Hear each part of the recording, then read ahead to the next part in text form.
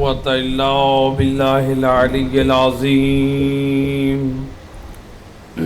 حسبنا الله نعم الوكيل نعم المولى ونعم النصير أعوذ بالله من الشيطان الرجيم بسم الله الرحمن الرحيم الحمد لله الذي نور قلوبنا بولاية محمد وآل محمد اللهم صل على الصلاة والسلام على أشرف الأنبياء والمرسلين وخاتم النبيين أبي القاسم محمد صل على وأهل بيته الطيبين الطاهرين المعصومين المظلومين المنتجبين الذين أذهب الله عنهم الرجس وطهرهم تطهيرا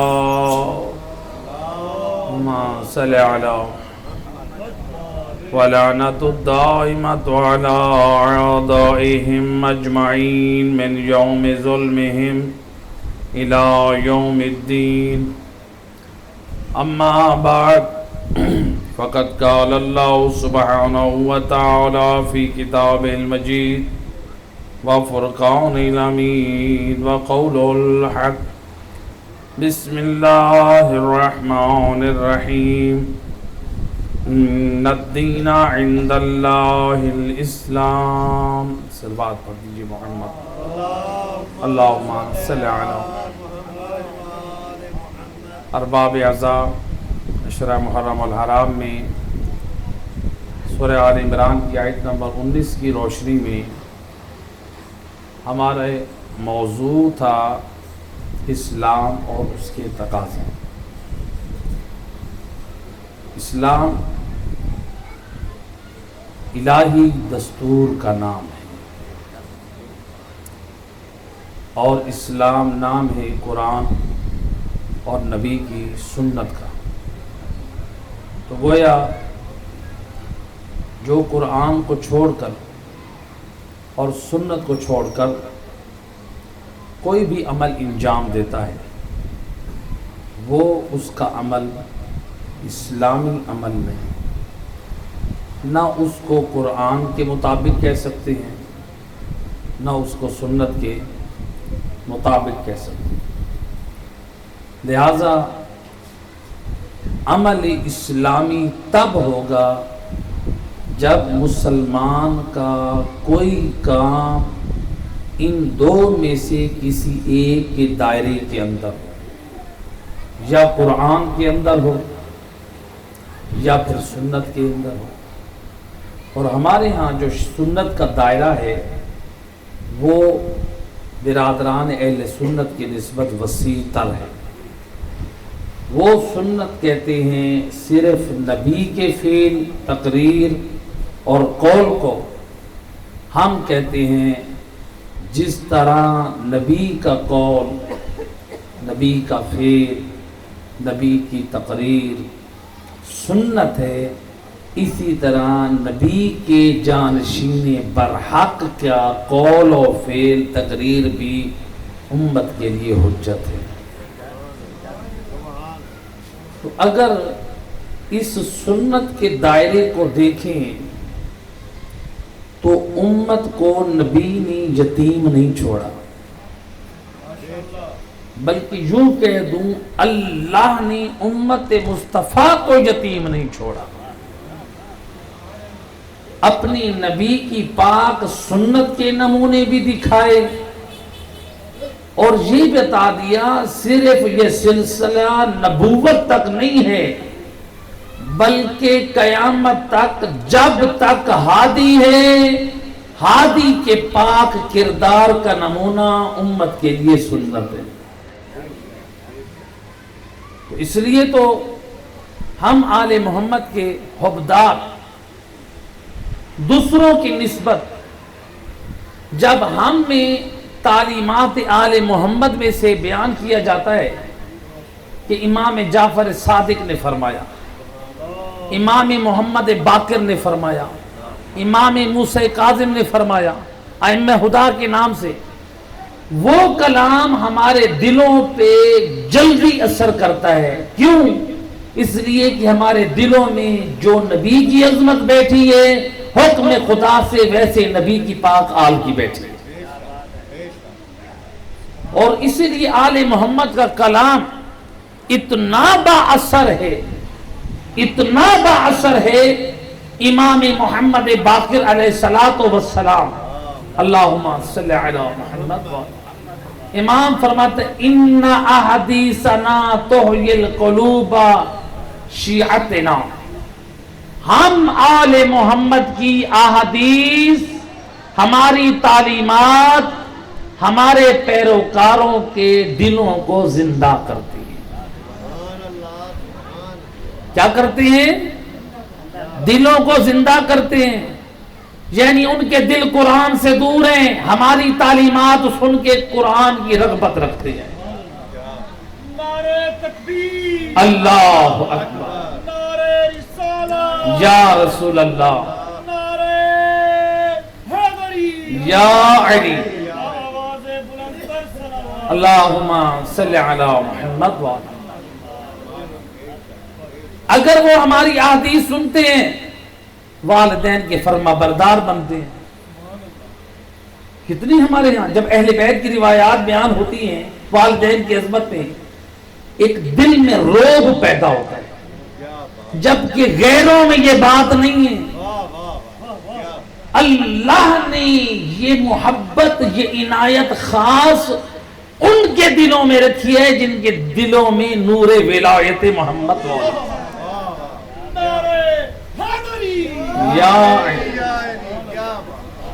لہذا امام کے فرمان کو سن کے ہم یا قرآن کی طرف رغبت رکھتے ہیں، امام کا فرمان سن کے والدین کی عزت کرتے ہیں، امام کا فرمان سن کے مسجد کی طرف دوڑے چلے جاتے ہیں، امام کا فرمان سن کے زیارت حسین ابن علی پہ چلے جاتے ہیں، امام کا فرمان سن کے حج بیت اللہ کی زیارت پہ جاتے ہیں، امام کا فرمان سن کے نماز با جماعت پڑھتے ہیں، امام کا فرمان سن کے صدقہ و خیرات دیتے ہیں، امام کا فرمان سن کے مسلمانوں سے محبت کرتے ہیں، امام کا فرمان سن کے لوگوں سے صلح صفائی کرتے ہیں، امام کا فرمان سن کے صلہ رحمی کرتے ہیں، امام کا فرمان سن کے لوگوں سے درگزر کرتے ہیں۔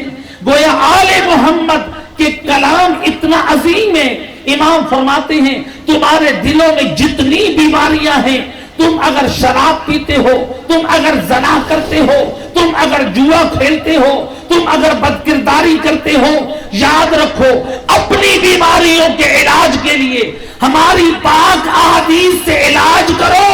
ان احادیثنا تحیی القلوب وشیعتنا، جتنے تمہارے دلوں میں شرک کی بیماری ہو، کفر کی بیماری ہو، نفاق کی بیماری ہو، بدعملی کی بیماری ہو، بدکرداری کی بیماری ہو، جتنے بڑے مجرم ہو گئے، ہماری احادیث سنتے جاؤ، اپنی بدکرداری کی اصلاح کرتے جاؤ۔ نعرہ تکبیر، اللہ، نعرہ رسالہ،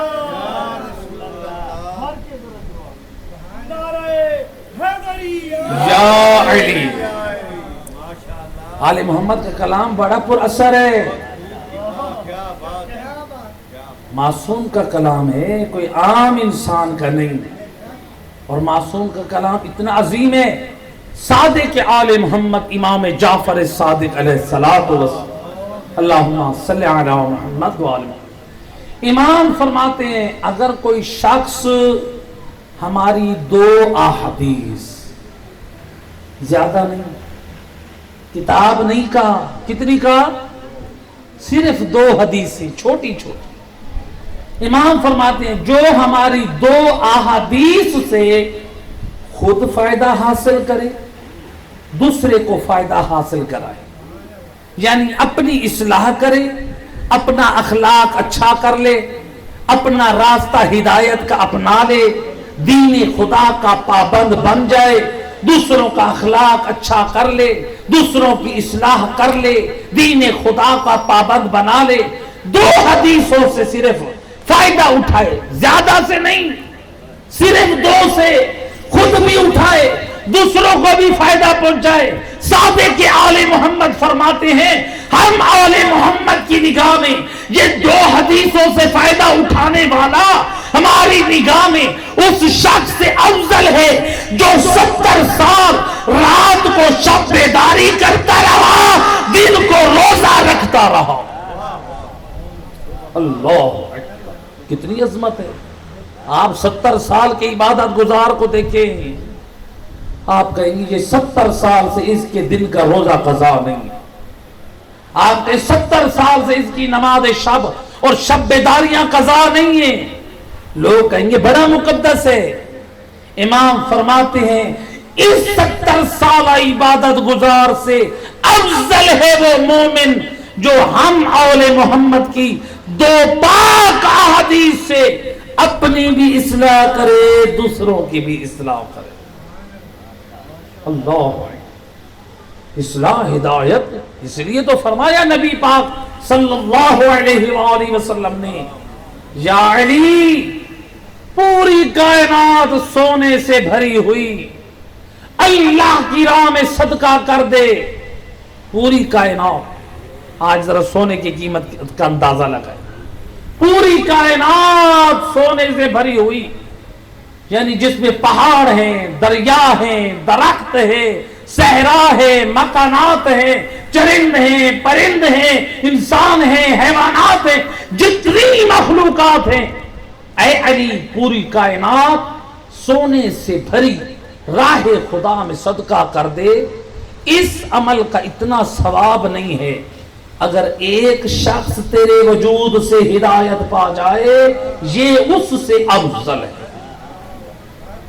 ایک شخص ہدایت پا جائے، ایک شخص کو آپ نے نمازی بنا دیا، ایک شخص کے چہرے پہ سنت نبی آپ نے سجا دی۔ بعض لوگوں کو بات کریں نا سنت نبی، کہتے داڑھی تو واجب ہے، نبی کی سنت واجب بھی ہے، مستحب بھی ہے۔ ہم لوگ سمجھتے ہیں کہ سنت صرف مستحب کو کہتے ہیں۔ بھئی نبی پاک صلی اللہ علیہ وآلہ وسلم نے نماز پڑھی یا نہیں پڑھی؟ تو یہ سنت ہے یا نہیں؟ سنت ہے، اور سنت واجبہ ہے۔ حج کیا یا نہیں کیا؟ سنت ہے، حج سنت واجبہ ہے۔ داڑھی سنت ہے، سنت واجبہ ہے۔ پانی کا پینا، نبی پاک کا کھڑے ہو کر رسول اللہ کیسے پانی پیتے تھے؟ علماء اہل سنت کے ہاں روایات بھی موجود ہیں، جیسے دن کے وقت رسول اللہ کھڑے ہو کر پانی پیتے تھے، یہ سنت ہے، اور رات کے ٹائم بیٹھ کر، یہ سنت ہے۔ حدیث میں ہے رات کو کھڑے ہو کر پانی پیو گے تو گھٹنوں کی بیماری، درد میں اگر ہو تو اپنے آپ کو ملامت کرو، گھٹنوں کی بیماری دن کے ٹائم کھڑے ہو کر پی سکتے ہیں۔ مولا علی علیہ السلام جب مسجد کوفہ میں دن کے ٹائم کھڑے ہو کر پانی پینے لگے، خطبہ دے رہے تھے، کسی نے کہا کہ یا امیر المومنین آپ کھڑے ہو کر پانی پی رہے ہیں، تو مولا نے جواب دیا میں نبی کی تعصیح کرتے ہوئے نبی نے مسجد نبی میں خطبے کے دوران کھڑے ہو کر پانی پیا تھا، میں بھی اسی نبی کا پیروکار۔ اور اس روایت کو علماء اہل سنت نے بھی نقل کیا۔ ہمارے ہاں شیعہ کتابوں میں تو دن کے ٹائم کھڑے ہو کر پانی پینا کیا ہے؟ مستحب ہے۔ تو عام طور پہ لوگ کھڑے ہونا کیا کرتے ہیں؟ وہ بیٹھنے کا اہتمام کرتے ہیں، اور جو کھڑا ہو کر ہم جیسے لوگ طالب علم کھڑے ہو کر پانی پیئے، لوگ گور گور کے دیکھ رہے ہوتے ہیں، دیکھو یہ مولانا کو اتنا ادب نہیں ہے، کھڑے ہو کے دن کے ٹائم پانی پی رہے ہیں۔ ہم کہتے ہیں اب کیا بتائیں آل محمد کے دین میں کیا تعلیمات ہیں۔ صلوات پڑھیں محمد پہ۔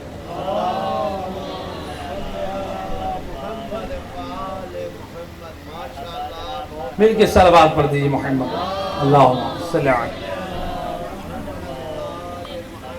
لہذا آل محمد کی احادیث، آل محمد کا کردار کیا ہے؟ دلوں پہ اثر کرنے والا ہے۔ ایک جملہ بول دے تو سامنے والے کی زندگی بدل جاتی ہے۔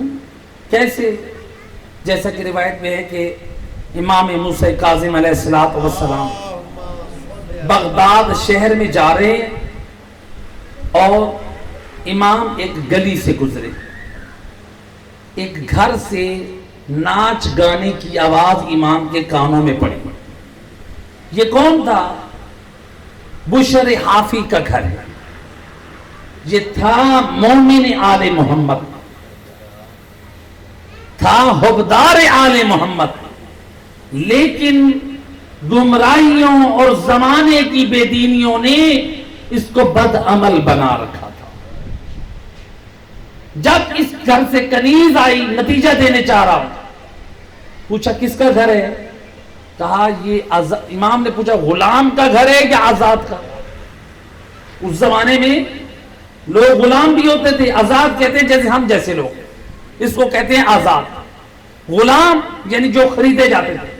کنیز نے کہا آقا یہ آزاد کا گھر ہے، یہ کوئی غلام نہیں ہے، کسی انسان کا غلام نہیں ہے۔ اس نے کہا کہ یہ آزاد کا گھر ہے۔ امام نے اور مطلب کی طرف اشارہ کر دیا، ایک جملہ کہہ دیا اس کی اصلاح کے لیے۔ امام فرماتے تو نے سچ کہا ہے، واقعاً یہ آزاد کا گھر ہے۔ اگر یہ اللہ کے حکم کا غلام ہوتا اس طرح کھلے عام اپنے گھر میں یہ گانا موسیقی بے حیائی کی محفلیں نہ سجاتا، محفل نہ سجاتا۔ یہ کس کا گھر تھا؟ اس کا اپنا گھر تھا نا، کسی اور کا تو نہیں تھا۔ کیا وارث دین امام راضی ہے کہ ہمارا حبدار اپنے گھر میں موسیقی اور گانا چلائے؟ جی تو جو امام اس بات پہ راضی نہیں ہے ہمارا حبدار اپنے گھر میں موسیقی اور گانے کی محفلیں سجائے، کیا وہ وارث دین اس بات پہ راضی ہے ہمارے منصوب امام بارگاہوں میں ہماری خوشی اور جشن کے دنوں میں ڈھول بجائیں اور دھمال ڈالیں؟ ائمہ خدا علیہ السلام کی ولادت با سعادت کی راتوں میں کیا ہوتا ہے؟ ناچتے ہیں کہ نہیں ناچتے؟ ڈھول بجاتے ہیں کہ نہیں بجاتے؟ امام بارگاہوں میں بجاتے ہیں نا ڈھول؟ کیا یہ امام بارگاہ کا تقدس بمال ہوتا ہے یا نہیں ہوتا؟ ہم امام بارگاہوں کے تقدس کو خود پامال کر رہے ہیں، مذہب آل محمد سے لوگوں کو متنفر کر رہے ہیں، مذہب آل محمد کی توہین کر رہے ہیں۔ ہم مجرم ٹھہریں گے میدان قیامت میں حسین ابن علی کے، کیوں؟ دین خدا کی بقا کے لیے حسین نے خود کو قربان کیا، اور ہم اپنی بدعمالیوں سے، گمراہیوں سے، بے دینیوں سے لوگوں کو مذہب آل محمد سے دور کر دیں۔ ائمہ خدا کی ولادت با سعادت کی رات ہے، دسترخوان سجاؤ، غریبوں کو کپڑے بانٹو، سخاوت کرو، غریبوں میں لباس دو، ان میں راشن تقسیم کرو۔ دنیا والے کہیں آج علی کے دیوانے، علی کے حبدار، علی کے تابعدار، علی کی محبت میں دسترخوان بچھا کے شیعہ سنی کے لیے لنگر عام کر دیا، نیاز عام کر دی۔ لفظ لنگر بھی نہیں کہنا چاہیے، نیاز یہ بھی دوسری طرف سے آیا ہے۔ لفظ نیاز کتنا مقدس ہے، ادب کا لفظ، لہذا نیاز کہا کرے، لنگر تو لہذا ایسا ہو، دسترخوان ہو جس میں سنی شیعہ سب مسلمانوں کو جمع کرو، مولا علی کی محبت میں اس رات کو کپڑے بانٹو، مسلمانوں کو بھی دو، تاکہ وہ جا کر بتائیں دیکھو آج علی والوں نے علی کی محبت میں ہمیں لباس پہنا۔ اپنے مذہب کا وقار بلند کرو، کردار علی اپنا کے۔ مولا علی کرتے تھے جو اپنا کردار پاکیزہ کردار، ہم کہاں جا رہے ہیں؟ لہذا امام علیہ السلام راضی نہیں ہیں کہ یہ اپنے گھر میں موسیقی ناچ گانا۔ لہذا دیکھیں کتنے ایسے لوگ ہوتے ہیں، محرم الحرام سفر ختم ہوگا اور اس کے بعد ربیع الاول آئے گا اور پھر اپنے بیٹوں کی شادیوں پہ پھر ڈھول ناچ تماشا شروع ہو جائے گا، اور پھر لوگوں کو جب روکیں یہ حرام ہے کیا کہتے ہیں؟ کیا کریں؟ ہمارا ایک بیٹا ہے، ارمان پورے نہ کریں؟ رسول نے تو نہیں کہا تھا میری بھی ایک لخت جگر زہرا ہے، میں بھی تھوڑا سا الیاذ باللہ ڈھول بجوا لوں؟ رسول کی تو ایک بیٹی. کہاں جا رہے ہیں ہم؟ آل محمد کی جو تعلیمات ہے اس کو چھوڑ کے جا رہے ہیں. ایسا طریقہ اپناؤ، ایسا رنگ اپناؤ جو رنگ آل محمد نے دیا ہے. اپنا نیا دین نہ بنائیں، اپنا نیا مذہب نہ بنائیں. ہم اسلام سے باہر نکل جائیں گے. نئے نئے رسم و رواج پیدا کر کے ہم اپنے لیے مشکلات پیدا کر رہے ہیں، اپنی آنے والی نسلوں کے لیے، اور غیروں کو اپنے مذہب پر باتیں کرنے کا موقع دے رہے ہیں. اگر کوئی ہماری گمراہیوں سے، ہماری رسموں سے، مذہب آل محمد سے دور ہو گیا، قیامت والے دن اس کا جواب دینا پڑے گا. بتاؤ کیوں ایسا کیا؟ لوگ ہدایت لینے آ رہے تھے، وہ تمہارے کردار کو دیکھ کے واپس چلے گئے. اس لیے آیت اللہ العظمیٰ سید علی خامنائی مدثر اللہ العالی کتنا عظیم پیغام دیتے ہیں عزاداران حسین ابن علی کو. فرماتے ہیں عزادارو، اپنی مجالس اور محافل کا ماحول ایسا نہ بنانا، ایسا نہ ہو کہ کوئی حر آنے والا ہو، آپ کی حرکتوں سے اس کا راستہ بند ہو جائے. ایسا نہ کام کرنا. طریقہ ایسا اپناؤ اپنے امام بارگاہوں کا، اپنی مجالس کا، جب حر آئے تو سفینہ حسین کا سوار بن کر جائے. ایسے ہو.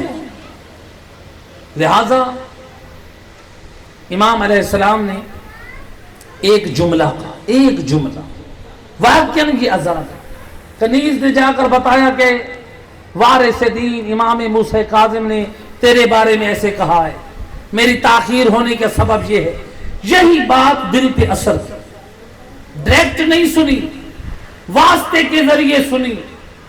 عصمت کی زبان سے صرف ایک جملہ نکلا تھا اور دل پہ ایسا اثر کیا، ننگے پاؤں دوڑا ہے بغداد کی گلیوں میں کہ میں تلاش کروں میرے وقت کا امام کہاں ہے.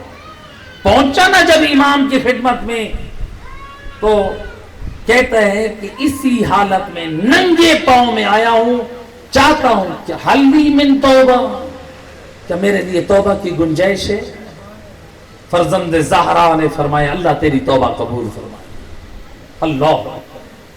اور ایسی توبہ کی امام کے ہاتھ پہ اپنے زمانے کا زاہد اور عبادت گزار بن گیا. اتنا بڑا، جب وقت موت سے پہلے جب ایک نصرانی آیا تو اس نے اس کی شیشی میں جو پیشاب ٹیسٹ کرتا تھا بار بار کرتا تھا، پریشان ہوتا تھا. کہتا ہے یہ کوئی پادری ہے، یہ کوئی راہب ہے، یہ کون ہے؟ کہا کیا وجہ ہے یہ بار بار کیوں ٹیسٹ کرتا ہے؟ کہتا ہے کہ خوف خدا سے اس بندے کے جگر ختم ہو چکا ہے.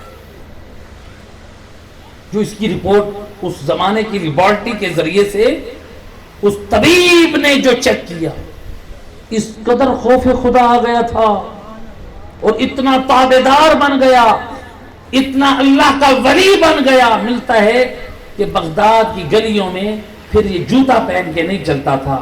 کہتا تھا میں وقت کے امام سے ملاقات کی ننگے پاؤں، اب جب تک زندہ رہوں گا ننگے پاؤں رہوں گا، خدا کی بارگاہ میں ایسے جاؤں گا. اللہ اکبر. پھر اللہ نے کیا عزت بخشی. ملتا ہے کہ جن گلیوں میں یہ ننگے پاؤں چلتا تھا، بغداد کی ان گلیوں میں جانور بولو براز نہیں کرتے تھے کہ ان گلیوں میں بشر حافی نے ننگے پاؤں چلتا ہے. جب بندہ اللہ کا ولی بنتا ہے تو پھر خدا حیوانوں کو بھی اس کی محبت القاء کر دیتا ہے. صلوات پڑھ دے محمد رہے بار دیگر بآواز بلند صلوات.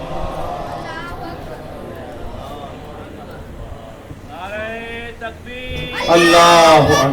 नारे रिसालत नारे हैदरी हैदरी या अली हैदरी आवाज़े बुलंदतर सलावत अल्लाहुम्मा सल्ली अला मुहम्मद। सीरत हो तो ऐसी हो, तौबा हो तो ऐसी हो। जब सच्चे दिल से तौबा करेंगे, जब पाक किरदार अपनाएंगे, तो फिर आले मोहम्मद भी राजी होंगे। आले मोहम्मद के घर में आए हो ना, ये इमाम बारगाह है, ये पाकीज़ा जगह है, जो मरकज है कुरान और तालीमात मोहम्मद वाले मोहम्मद का। इन मकामात से, इस मिंबर से जो दर्स हुसैनियत लेकर जाओ, याद रखो, अगर इस शिफा खाने से, इस अज़ा खाने से हमारी बीमारियों का इलाज न हुआ, फिर कायनात की कोई यूनिवर्सिटी नहीं है, कोई अस्पताल नहीं है, कोई जगह नहीं है जहां हमारी बीमारियों का इलाज हो सके। ये इनायत है करबला वालों की, उनकी शहादत के सदके हमें ये मौका मिला है, हम अपनी इस्लाह करें, अपने जवानों की इस्लाह करें, अपनी नस्लों की इस्लाह करें। अगर हम पाक किरदार के मालिक बन गए तो फिर आले मोहम्मद कितना राजी होंगे। रिवायत है इमाम जाफर सादिक अलैहिस्सलातु वस्सलाम, अल्लाहुम्मा सल्ली अला।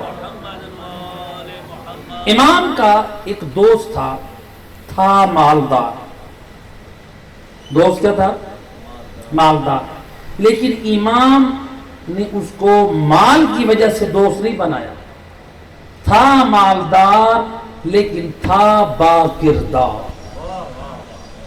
मालदार भी था, बाकिरदार भी था।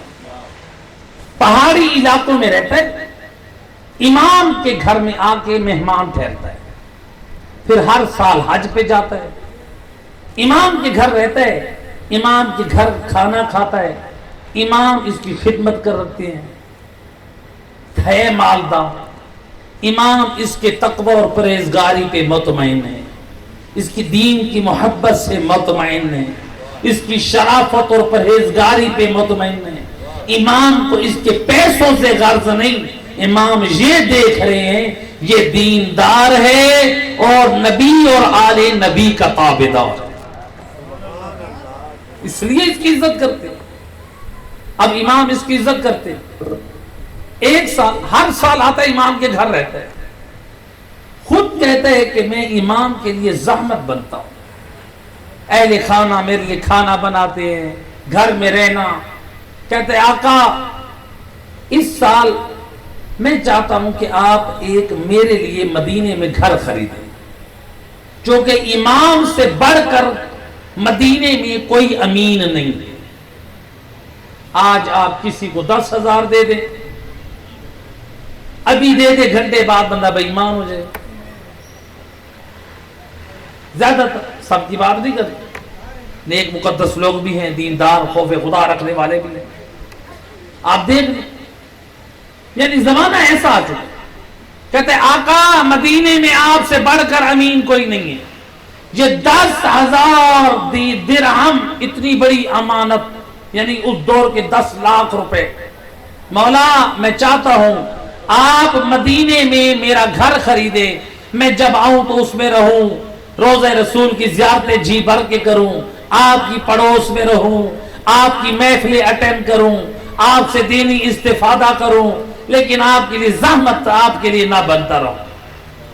10,000 दिनार देकर हज बैतुल्लाह की ज़ियारत के लिए चला गया। जब ये हज से के फरीजे से वापस आया, इमाम अलैहिस्सलातु वस्सलाम की खिदमत में आया, आका मेरा घर खरीदा। इमाम ने फरमाया जाओ अंदर से कनीज से कहा वो इसके मकान की रजिस्ट्री ले आओ। कनीज रजिस्ट्री लेकर आई। इमाम फरमाते हैं रजिस्ट्री पढ़ो। रजिस्ट्री पर लिखा है बिस्मिल्लाहिर्रहमानिर्रहीम, कद इश्तरा जाफर इब्न मोहम्मद ले फुला इब्न फुला फिल फिरदौस हद्दहु अल अव्वल ले रसूलिल्लाह व हद्दहु अस्सानी لعلی المرتضی وحد الثالث للحسن المجتبی وحد الرابع للحسین. جعفر ابن محمد نے اس مومن کے لیے جنت فردوس میں ایک گھر خریدا ہے جس کی جنت میں لوکیشن کیا ہے. آج آپ بھی گھر خریدتے ہیں نا, ڈی ایچ اے ملتان میں لوکیشن کہاں ہے؟ امام بتا رہے ہیں جنت میں اس کے گھر کی لوکیشن کیا ہے. پنجتن پاک کے گھروں کے درمیان اس کے گھر کا ایک کونا رسول اللہ کے گھر سے ملتا ہے, دوسرا کونا علی مولا کے محل سے ملتا ہے, تیسرا کونا حسن مجتبی کے ساتھ, چوتھا کونا حسین کے ساتھ. یعنی پنجتن پاک کے گھروں کے درمیان یہ رہتا ہے, رہے گا. امام فرماتے ہیں یہ تیرے لیے جنت میں گھر خریدا. کہتے ہیں رضی تو جبنا رسول اللہ, آپ کی عطا پہ راضی. اللہ, میں اس معاملے پہ راضی ہوں. یہ 10,000 کے بدلے میں آپ نے جنت میں گھر دلوا دیا. امام فرماتے ہیں یہ جو تو نے 10,000 دیا تھا نا, پتہ ہے وہ پیسے میں نے کہاں خرچ کیے؟ وہ میں نے امام حسن امام حسین کی اولاد میں سے جو ضرورت مند تھے ان سادات پہ خرچ کیا ہے, اور اللہ سے تیری جنت کی ضمانت خریدی ہے. اللہ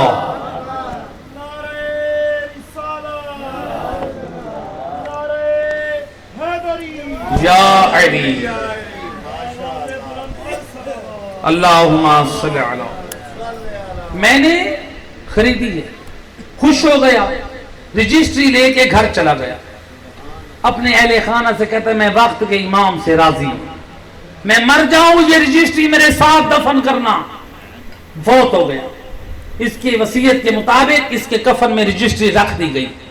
جب دوسرا دن آیا, رشتہ دار اس کی قبر پہ فاتحہ خوانے کے لیے گئے تو وہی رجسٹری جو اس کے کفن میں کل دفن کی تھی آج اس کی قبر کے اوپر ہے. اس رجسٹری جس میں لکھا تھا کہ امام جعفر صادق نے جنت میں اس مومن کا گھر خریدا ہے اور وہ گھر بھی پنجتن پاک کے درمیان ہے, اس رجسٹری کی دوسری طرف لکھا ہے قد وفا لی جعفر ابن محمد, جعفر صادق نے جو جنت کا وعدہ کیا تھا وہ پورا کر دیا. اللہم صلی علی. امام نے وعدہ کیوں پورا کیا؟ کیا تھا؟ کردار پاک تھا. کردار پاک ہو تو پھر آل محمد جنت کی ضمانت دیتے ہیں. اے پاکوں کے ماننے والوں, ایام عظام آ گئے ہو امام کے گھر میں. اس محفل سے اور کیا پاک محفل ہو, جتنے بڑے بھی جرائم ہوں, جتنے بڑے بھی گناہ ہوں, اللہ کی آواز قرآن میں آ رہی ہے لا تقنطوا من رحمت اللہ, اور میرا بندہ میری رحمت سے مایوس نہ ہو. سچے دل سے توبہ کر کے جائیں اور حسین ابن علی کو وسیلہ بنائیں اور پھر کہیں اے امام صادق میں آپ کے جد کی محفل میں توبہ کر کے جاتا ہوں. پھر دیکھیں یقیناً ہمارے ائمہ ہماری جنت کے ضامن ہیں. اس دین کو بچانے کے لیے آل محمد نے بڑی قربانیاں دی ہیں, اور اس قربانی میں بڑی قربانی حسین نے ایک دی ہے, اور اس قربانی کا نام ہے علی اصغر. اجرکم علی اللہ. ظاہراً تو کربلا کا ننھا شہید ہے, لیکن علماء فرماتے ہیں کربلا کی بڑی قربانی. جب پوچھا گیا نا ایک مجتہد سے قبلہ حضرت علی اصغر کو کیوں بڑی قربانی کہا گیا, فرماتے ہیں اس لیے حسین مظلوم بھی امام ہیں, لیکن جب ظالم نے حملہ کیا نا امام نے بھی دفاع کیا. ہر ناصر حسین نے دفاع کیا. اصغر وہ مظلوم ہے, ظالم ظلم کرتا رہا, اصغر اپنی حفاظت نہ کر سکا. یہ کربلا کا بڑا مظلوم. اجرکم علی اللہ. زادہ رو در خیمہ پہ آئے حسین, اے بہن زینب ذرا دو مجھے میرے اصغر کو میں ودا کروں.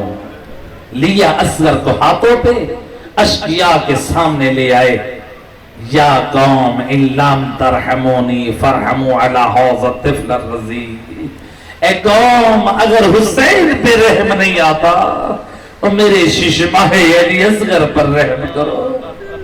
فرماتے انہو یتلذع من العطش. یہ پیاس کی شدت سے تڑپ رہا ہے. آیت اللہ کا شانی نقل کرتے عزادارو ایک وقت اصغر پہ بھی یہ بھی تھا غشیٰ علیہ الساعة بعد الساعة. ہر گھڑی بعد اصغر بے ہوش ہو جاتے. اور میں پوچھنا چاہتا ہوں اولاد والوں اگر کسی ماں کی گود کا بچہ ایک مرتبہ بے ہوش ہو جائے اس ماں سے پوچھو اس کے دل پہ کیا گزرے گی. وہ ڈاکٹروں کے پاس لے کے دوڑے گی. بچے کے منہ پہ پانی ڈالے گی. میں قربان جس بی بی کا لال بار بار غش کر جاتا ہے. نہ جانے کتنی مرتبہ کہتی ہوگی آقا حسین و میرا لال. اجر و کمال اللہ عزادارو. ادھر سے حسین نے پانی مانگا یا ادھر سے اشقیاء میں کھلبلی بچی یا ادھر سے عمر ابن سعد نے حکم دیا یا حرملا اتنا کلام الحسین. اے حسین کا کلام قطع کر. اس لئین نے 3 شعبہ تیر چھوڑا جو فرناتے مارتا ہوا آیا. آیت اللہ صرف شیخ محمد حسین نجفی آل اللہ مقامہ اپنی کتاب سعادت الدارین میں نقل کرتے ہیں. ایک روایت کے مطابق جب حسین نے لیا نا اصغر کو چاہا اے اصغر کا بوسہ لے اس سے پہلے کے بوسہ لے اے حرملا کا تیر او اصغر کو نہر کر گیا. اجرکم اللہ. عزادار حسین مظلوم نے اپنی ردا کو اصغر پہ ڈالا اور خیمے کی طرف لے کر آئے. ننی سکینہ دوڑ کر آئی. یا ابتا اسقیت اخی الماء. بابا اور میرے اصغر کو پانی پلا لائے. اور میں قربان حسین کیا جواب دے. فرمایا ہاں کہ اخاک اور میری شہزادی یہ سوال اپنا بھائی انہو مذبوح بے سامنے آدھا اور پانی تو نہ پلا سکا. اے دشمن کا تیر لگا. الا لعنت اللہ علی القوم الظالمین.